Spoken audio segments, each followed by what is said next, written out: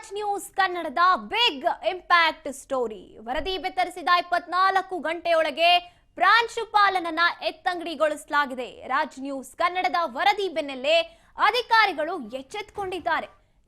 ಮೊರಾರ್ಜಿ ವಸತಿ ಶಾಲೆಯ ಪ್ರಾಂಶುಪಾಲನನ್ನ ವರ್ಗಾವಣೆ ಮಾಡಲಾಗಿದೆ. ಶಿವಮೊಗ್ಗದ ಭದ್ರಾವತಿ ತಾಲೂಕು ಅನವೇರಿ ಮೊರಾರ್ಜಿ ವಸತಿ ಶಾಲೆ ಏನಿದೆ, ವಸತಿ ಶಾಲೆಯ ಅವ್ಯವಸ್ಥೆ ಬಗ್ಗೆ ವರದಿಯನ್ನ ರಾಜ್ ನ್ಯೂಸ್ ಮಾಡಿತ್ತು. ಭದ್ರಾವತಿ ತಹಶೀಲ್ದಾರ್, ಇಒ ಮತ್ತೆ ಬಿಸಿಎಂ ಇಲಾಖೆ ಡಿಒ ದೌಡಾಯಿಸಿರುವಂತದ್ದು. ವಸತಿ ಶಾಲೆ ಅವ್ಯವಸ್ಥೆ ಬಗ್ಗೆ ವರದಿ ಪಡೆದ ಜಿಲ್ಲಾಧಿಕಾರಿಗಳೇನಿದ್ದಾರೆ, ವಸತಿ ಶಾಲೆ ಅಭಿವೃದ್ಧಿ ಕಾರ್ಯದ ವಿಚಾರವಾಗಿ ವರದಿಯನ್ನ ನಾವು ಬಿತ್ತರಿಸಿದ್ವಿ. 24 ಗಂಟೆಗಳಲ್ಲಿ ಇಂಪ್ಯಾಕ್ಟ್ ಆಗಿದೆ. ರಾಜ್ ನ್ಯೂಸ್ ಕನ್ನಡದ ವರದಿ ಬೆನ್ನಲ್ಲೇ ಅಧಿಕಾರಿಗಳು ಎಚ್ಚೆತ್ತುಕೊಂಡಿದ್ದಾರೆ. ಮೊರಾರ್ಜಿ ವಸತಿ ಶಾಲೆಯ ಪ್ರಾಂಶುಪಾಲನನ್ನೇ ವರ್ಗಾವಣೆಗೊಳಿಸಲಾಗಿದೆ. ಶಿವಮೊಗ್ಗದ ಭದ್ರಾವತಿ ತಾಲೂಕಿನ ಅನವೇರಿಯಲ್ಲಿ ವಸತಿ ಶಾಲೆಯ ಅವ್ಯವಸ್ಥೆ ಏನಿದೆ ಅದ್ರ ಬಗ್ಗೆ ರಾಜ್ ನ್ಯೂಸ್ ನಲ್ಲಿ ಸುದ್ದಿಯನ್ನ ಬಿತ್ತರಿಸಲಾಗಿತ್ತು. ಭದ್ರಾವತಿ ತಹಶೀಲ್ದಾರ್, ಇಒ ಮತ್ತೆ ಬಿಸಿಎಂ ಇಲಾಖೆ ಡಿಒ ದೌಡಾಯಿಸಿರುವಂತದ್ದು. ವಸತಿ ಶಾಲೆ ಅವ್ಯವಸ್ಥೆ ಬಗ್ಗೆ ಜಿಲ್ಲಾಧಿಕಾರಿಗಳು ವರದಿಯನ್ನ ಪಡ್ಕೊಂಡಿದ್ದಾರೆ. ಜಿಲ್ಲಾಡಳಿತದಿಂದ ಶಾಲೆ ಅಭಿವೃದ್ಧಿ ಕಾರ್ಯವನ್ನ ನಡೆಸಲಾಗುತ್ತೆ ಅಂತ ಜಿಲ್ಲಾಧಿಕಾರಿಗಳು ತಿಳಿಸಿದ್ದಾರೆ. ಇನ್ನು ಮಾಧ್ಯಮದವರಿಗೆ ಜಿಲ್ಲಾಧಿಕಾರಿಗಳು ಧನ್ಯವಾದವನ್ನ ತಿಳಿಸಿದ್ದಾರೆ. ಇಲ್ಲಿನ ಅವ್ಯವಸ್ಥೆಯನ್ನ ತಿಳಿಸಿಕೊಟ್ಟಿದ್ದಕ್ಕಾಗಿ ಮಾಧ್ಯಮಕ್ಕೆ ಧನ್ಯವಾದ ಅಂತ ಹೇಳ್ತಾ ಇರುವಂತದ್ದು ಜಿಲ್ಲಾಧಿಕಾರಿಗಳು. ಈಗ ಒಂದು ರೀತಿಯಾಗಿ ಅಧಿಕಾರಿಗಳು ಎಚ್ಚೆತ್ತುಕೊಂಡಿದ್ದಾರೆ.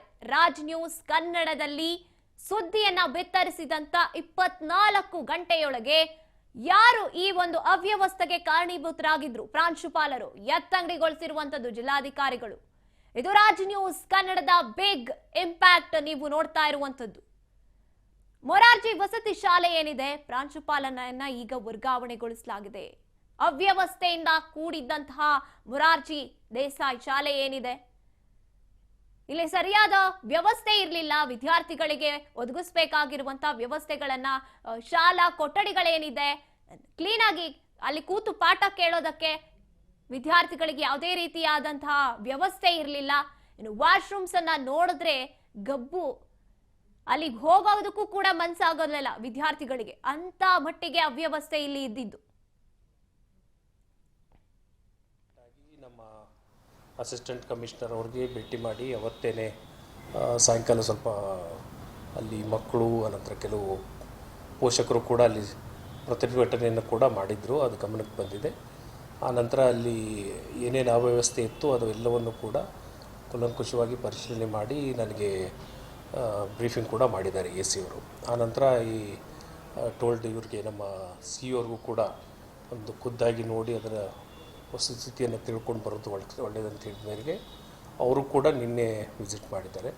ವಿಸಿಟ್ ಮಾಡಿ ನನಗೆ ಫೋನಲ್ಲಿ ಎಲ್ಲ ವಿವರಣೆಯನ್ನು ಹೇಳಿದ್ದಾರೆ. ದಟ್ ತುಂಬ ಮೂಲಭೂತ ಸೌಕರ್ಯಗಳಲ್ಲೂ ಕೂಡ ತುಂಬ ವ್ಯತ್ಯಾಸ ಇದೆ.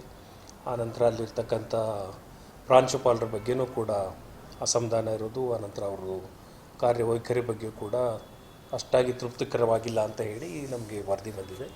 ಆ ಬೇಸಿಸ್ ಮೇಲೆ ನಾವು ಡಿಸ್ಕಸ್ ಮಾಡಿಕೊಂಡು ಇಮಿಡಿಯೇಟಾಗಿ ಅವ್ರನ್ನ ರಿಲೀವ್ ಮಾಡಿದ್ದೀವಿ. ರಿಲೀವ್ ಮಾಡಿ ಪಕ್ಕದಲ್ಲಿರ್ತಕ್ಕಂಥ ಇನ್ನೊಂದು ಪ್ರಾಂಶುಪಾಲರಿಗೆ ಅವ್ರಿಗೆ ಪ್ರಭಾರವನ್ನು ಕೂಡ ಕೊಟ್ಟಿದ್ದೀವಿ. ಆನಂತರ ನಮ್ಮ ಎಕ್ಸಿಕ್ಯೂಟಿವ್ ಡೈರೆಕ್ಟರ್ ಕ್ರೈಸ್ ಅವ್ರಿಗೆ ನಾನು ಫೋನ್ ಮೂಲಕ ಮಾತಾಡಿದ್ದೀನಿ. ಇವತ್ತು ಬೆಳಿಗ್ಗೆನೇ ಮಾತಾಡಿದ್ದೆ. ಬೆಳಿಗ್ಗೆ ಮಾತಾಡಿ ಅವ್ರಿಗೆ ಈ ರೀತಿ ತುಂಬ ಸಮಸ್ಯೆ ಆಗಿದೆ, ಆನಂತರ ವಿಶೇಷ ಅನುದಾನ ನಮಗೆ ಬೇಕಾಗತ್ತೆ ಅಂತ ಕೂಡ ಹೇಳಿದ್ದೀವಿ.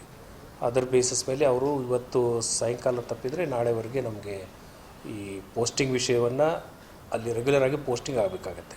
ಬಿಕಾಸ್ ನಾವು ಮಾಡಿರ್ತಕ್ಕಂಥದ್ದು ಟೆಂಪರರಿ ಲೋಕಲ್ ಅರೇಂಜ್ಮೆಂಟ್. ಅದಕ್ಕೆ ಅವ್ರನ್ನ ಅಲ್ಲಿಂದ ಸ್ಥಳಾಂತರಗೊಳಿಸಿ ಅವ್ರ ಮೇಲೆ ಡಿಸಿಪ್ಲಿನರಿ ಪ್ರೊಸೀಡಿಂಗ್ಸ್ ಮಾಡುವಂಥದ್ದು. ಆನಂತರ ಅಲ್ಲಿ ಆ ಒಂದು ಶಾಲೆಗೆ ಹೊಸದಾಗಿ ಪ್ರಾಂಶುಪಾಲರನ್ನ ನಿಯೋಜನೆ ಮಾಡೋದ್ರ ಬಗ್ಗೆ ಕೂಡ ವಿದಿನ್ 2 ಡೇಸ್ ಒಳಗಡೆ ನಾವು ಕ್ರಮ ತೆಗೆದುಕೊಳ್ತೀವಿ ಅಂತ ಅವರು ಎಕ್ಸಿಕ್ಯೂಟಿವ್ ಡೈರೆಕ್ಟರ್ ಕೂಡ ಹೇಳಿದ್ದಾರೆ. ಸೊ ಈ ಸಂದರ್ಭದಲ್ಲಿ ತುರ್ತಾಗಿ ನಮಗೇನಂತ ಹೇಳಿದರೆ ಅಲ್ಲಿ ಕ್ಲೀನ್ಲಿನೆಸ್ ಏನಿದೆ ಅದನ್ನು ಮೇಂಟೈನ್ ಮಾಡ್ತಕ್ಕಂಥದ್ದು, ಆನಂತರ ಮಕ್ಕಳಿಗೆ ರುಚಿ ಮತ್ತು ಶುಚಿಯಾಗಿರ್ತಕ್ಕಂಥ ಆಹಾರವನ್ನು ಕೊಡುವಂಥದ್ದು, ಇದು ತುಂಬ ಇಂಪಾರ್ಟೆಂಟ್ ಇದೆ. ಇಮಿಡಿಯೇಟಾಗಿ ನಮ್ಮ ಜಿಲ್ಲಾಧಿಕಾರಿಗಳು ಇಲ್ಲಿ ನಿಜವಾಗ್ಲೂ ಕೂಡ ಅವ್ಯವಸ್ಥೆಗೆ ಒಂದು ರೀತಿಯಾಗಿ ಪ್ರಾಂಶುಪಾಲರ ನಿರ್ಲಕ್ಷ್ಯವೇ ಕಾರಣ ಆಗಿತ್ತು, ಹಾಗಾಗಿ ಅವರನ್ನ ಇತ್ತಂಗಡಿಗೊಳಿಸಲಾಗಿದೆ ಅನ್ನೋದನ್ನ ಕೂಡ ತಿಳಿಸಿದ್ರು. ಇನ್ನು ಶಿಥಿಲಾವಸ್ಥೆಗೆ ಬಂದಿರುವಂತ ಈ ಕಟ್ಟಡ ಏನಿದೆ, ಯಾವುದೇ ರೀತಿಯಾದಂತ ಸರ್ಕಾರ ಕೊಟ್ಟರೂ ಕೂಡ ಪ್ರಾಂಶುಪಾಲರು ಇಲ್ಲಿಗೆ ಯಾವುದೇ ರೀತಿಯಾದಂತ ವ್ಯವಸ್ಥೆಗಳನ್ನ ಒದಗಿಸಿರ್ಲಿಲ್ಲ. ಆಕ್ರೋಶಗೊಂಡಿದ್ದಂತ ವಿದ್ಯಾರ್ಥಿಗಳಿಗೆ ಒಂದ್ ರೀತಿಯಾಗಿ ಈಗ ಅವರು ನಿಟ್ಟುಸಿರು ಬಿಡುವಂತ ಆಗಿದೆ ಅಂತ ಹೇಳ್ಬೋದು.